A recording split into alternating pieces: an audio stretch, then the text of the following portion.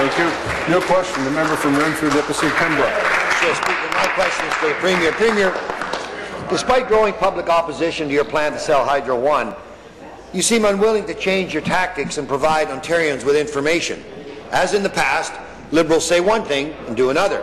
In 2002, then Liberal energy critic Sean Conway said, and I quote, "The provincial government has no mandate to sell off the grid.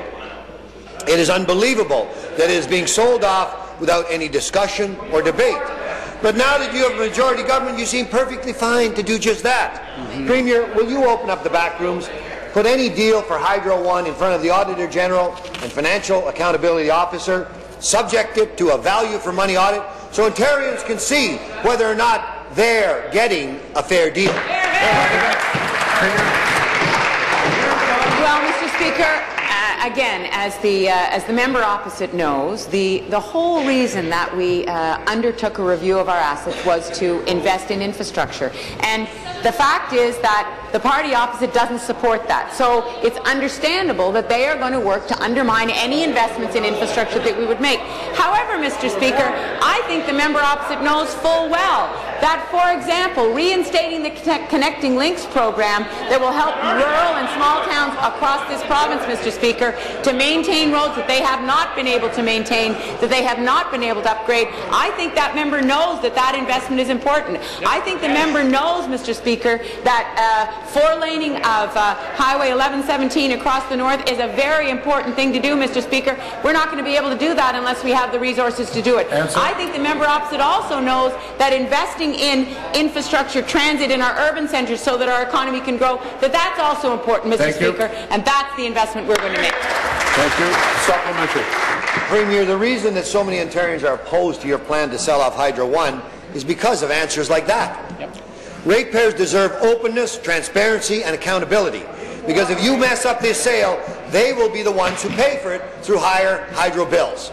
Over a decade ago, Dalton McGuinty said this, and I quote, "The Tories don't have a mandate to go ahead with this sale. The people have never had their say on this, not in an election, not even in public hearings." So, Premier, is this not just another case of Liberals' do as I say, not as I do behaviour? And won't the ratepayers of Ontario be the ones to suffer for your crass political hypocrisy? They always do. No, I want it on record. Will the member withdraw, please? Carry on. The question is no, Mr. Speaker, because one of the starting points that we had for this discussion of assets was, let's look at how the 407 was dealt with, Mr. Speaker. Let's look at how the party opposite made a decision when they were in government to sell a public asset, Mr. Speaker, completely, to not continue to regulate that asset, Mr. Speaker, to get rid of all of the revenue, Mr. Speaker, to make sure there was no future benefit to the people of the province, Mr. Speaker.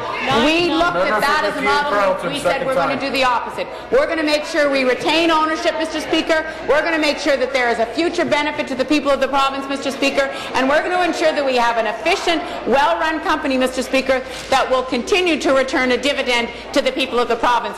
All things, Mr. Speaker, that the party opposite did not do. No.